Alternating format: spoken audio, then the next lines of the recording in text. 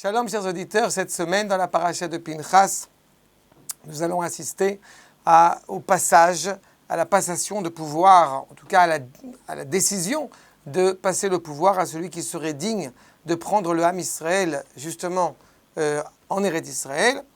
Vayifkod Hashem, Elohe Aruchot, lekol basar ish al haeda.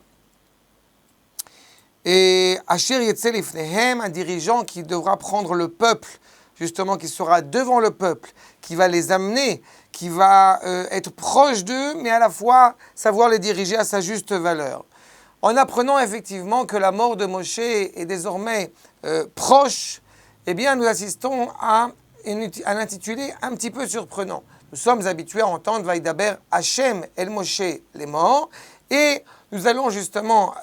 d'abord, Vaidaber Hashem El Moshe les morts, qui signifie que Akadosh Baruch Hu, au bout du compte, donne une direction à Moshe Rabbeinu et qu'il va savoir, par ce talent pédagogique, expliquer au peuple pour dire comment justement réaliser cela. Eh bien, cela est vrai, que c'est en général l'intitulé, l'acrostiche qui précède les versets de la parole d'Akadosh Baruch Hu vers Moshe Rabbeinu, sauf à 3 endroits. Dans la paracha de Vaetchanan, nous avons effectivement Vaetchanan El Hashem Be'etaï les morts, c'est-à-dire que justement, Akadosh Baruch Hu est en train de supplier, Moshe Rabbeinu est en train de supplier Akadosh Baruch Hu afin qu'il acquiert à sa demande de pouvoir arriver, de pouvoir rentrer en Eretz Israël. Dans le Sefer Bamidbar, la paracha de Chukat, où nous assistons justement à la demande de Moshe Rabbeinu d'accéder à la requête de Moshe Rabbeinu de guérir sa sœur, Vaïtsak Moshe El Hashem les morts, Elna Refanala, pour la demande justement de la guérison de Myriam. Et là encore, dans notre paracha, où il y a effectivement une demande pour mettre nommé celui qui va être le digne représentant du peuple à son entrée en Eretz Israël. Rashi, dans la paracha de Vaetchanan, va commenter ce lémor de la manière suivante. Ze echad mishalosh mekomot, c'est parmi justement 3 endroits où il a été précisément dit de la part de Moshe Rabbeinu, lifne hamakom, devant Akadosh Baruch Hu, que je ne te laisse pas, je n'abandonne pas, tant que tu ne m'aies pas dit clairement, ila imken ta'aseh she'elati im lav, que tu me répondes au bout du compte. On voit encore une fois la grandeur de Moshe Rabbeinu qui peut avoir un rapport direct avec Akadosh Baruch Hu, puisqu'il attend justement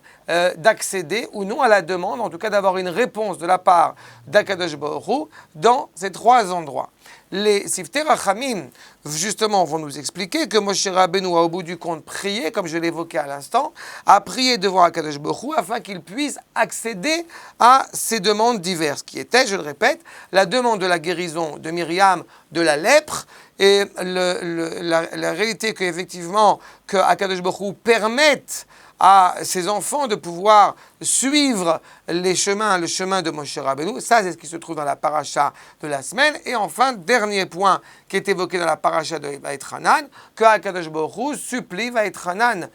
Moshe supplie Akadosh Baruch Hu de pouvoir passer le Jourdain. On voit dans ces 3 dimensions-là, au bout du compte, eh bien, ce qui va être,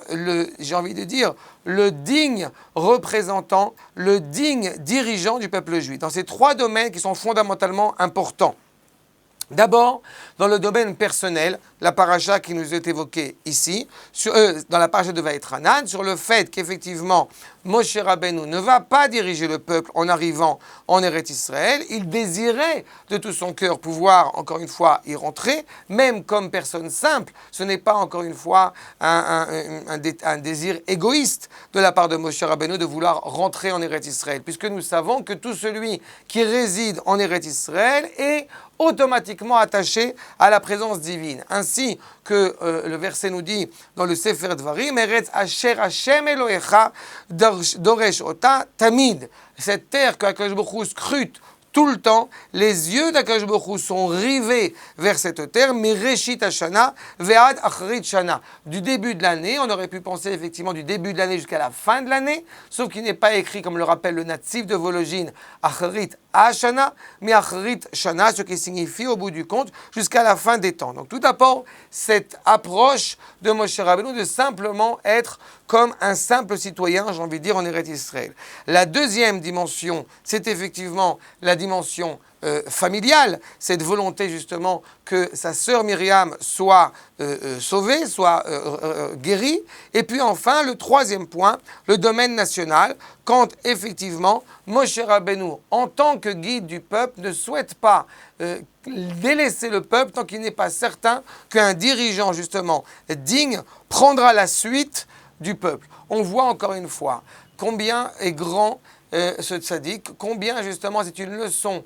fondamentale pour comprendre justement les tzaddikim de notre génération qui mettent de côté leur désir personnel pour le bien de la nation. Ainsi nous dit justement Rashi, Vaidaber Moshe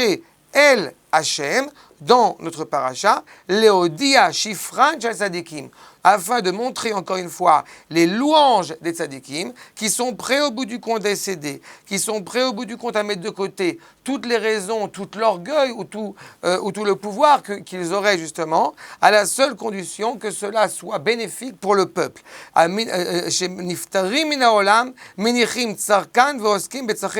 partir du moment où ce dirigeant a souhaité justement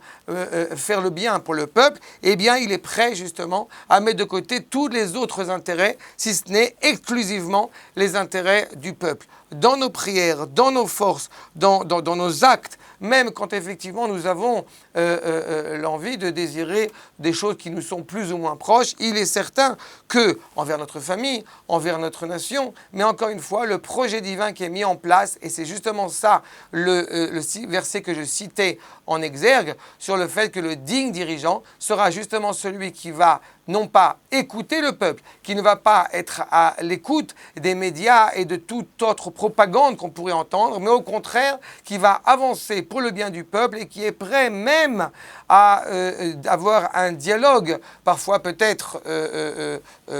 je ne dirais pas tendu, mais en tout cas aussi respectueux soit-il, en dialogue fort devant le Créateur lui-même, tout cela en vue d'accéder justement à l'avènement messianique, à l'avènement profond, positif et bénéfique pour le peuple juif et donc par là même pour le projet divin lui-même. Shabbat Shalom.